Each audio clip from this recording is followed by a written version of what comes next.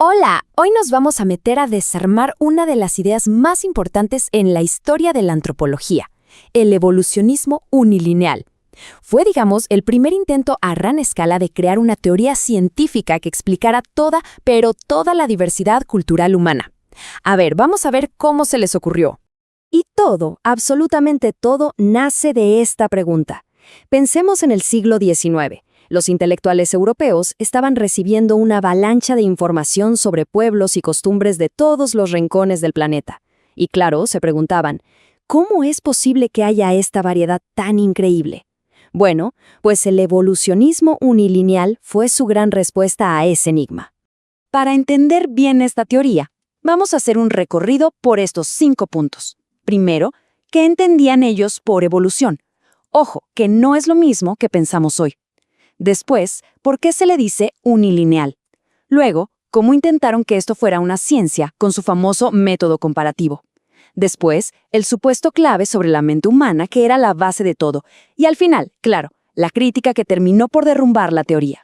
Bueno, arranquemos por el principio. La palabra evolución. Para estos teóricos, no era para nada una palabra neutra. La evolución era vista como el motor de la historia, casi como una ley de la naturaleza que empujaba a todas las sociedades, sí o sí, hacia adelante y hacia arriba. Y fíjense qué interesante esto, porque no cualquier cambio valía. Para ellos, la evolución era el único cambio bueno, el camino natural, el que había que seguir. En cambio, la involución era ir para atrás, un fracaso total. Y la revolución, eso era el caos, algo antinatural que rompía el orden. O sea, solo había una dirección correcta. Entonces, el punto clave es este. Para ellos, evolución era básicamente un sinónimo de progreso. No se trataba de simplemente cambiar, se trataba de mejorar. Era una marcha constante hacia algo más perfecto, más complejo, y su regla para medir ese progreso era, por encima de todo, la tecnología y la economía. Y ese progreso tenía una ruta súper clara, como vemos acá.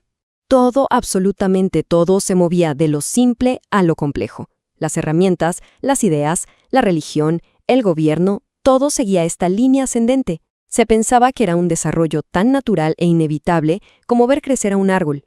¡Perfecto! Ahora vamos a la segunda parte clave del nombre, unilineal.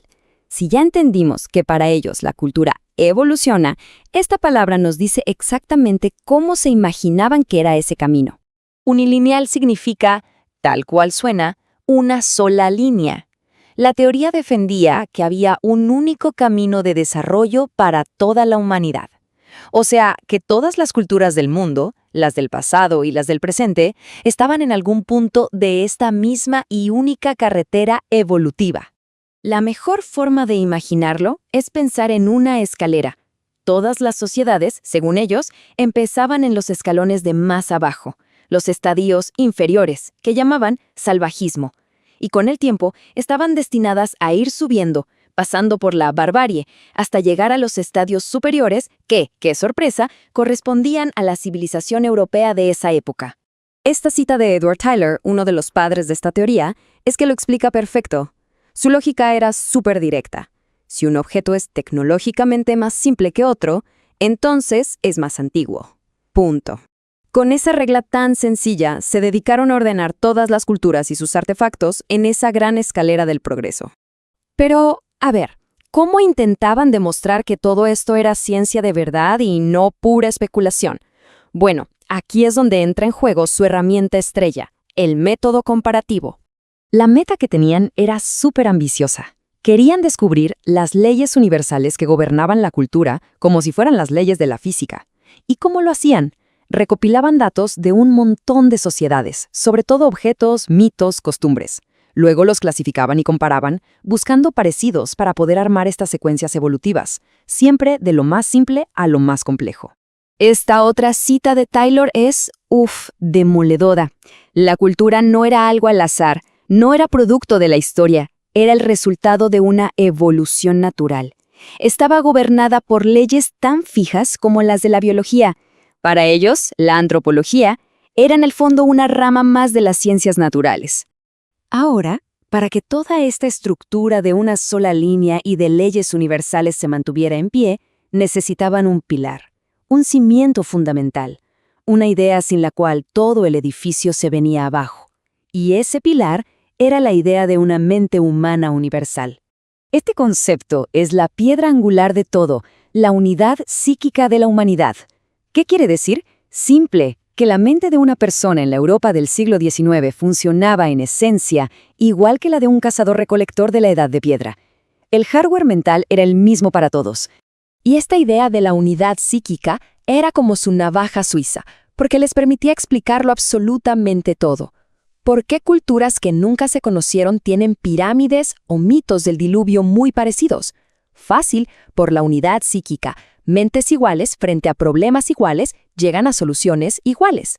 ¿Y entonces por qué las culturas son tan distintas? Ah, bueno, eso es simplemente porque están en escalones diferentes de la misma escalera evolutiva. Pero esta teoría, que parecía tan perfecta, tan ordenada y lógica, tenía un problema de origen, una falla garrafal que nos lleva directamente a la crítica que, con el tiempo, la desmontaría por completo. El apodo que les pusieron sus críticos fue lapidario, antropólogos de sillón, y la verdad es que es una descripción terriblemente precisa. ¿Y esto qué significa? Pues que estos grandes teóricos construyeron sus enormes esquemas sobre la humanidad sin moverse de sus escritorios y bibliotecas en Europa. Nunca hicieron trabajo de campo. Nunca convivieron con las culturas que decían explicar. Todos sus datos venían de segunda mano, de relatos de viajeros, de misioneros, de colonos, gente que por supuesto tenía sus propias agendas, prejuicios e interpretaciones. Y así, en el momento en que se empezó a cuestionar la calidad de los datos, todo el edificio teórico se empezó a tambalear. Y esto nos deja con la pregunta final que lo cambió todo en la antropología. Si la historia de las culturas no es una sola escalera por la que todo mundo sube, entonces, ¿qué es? Esa pregunta es la que abrió la puerta a casi toda la antropología que vino después.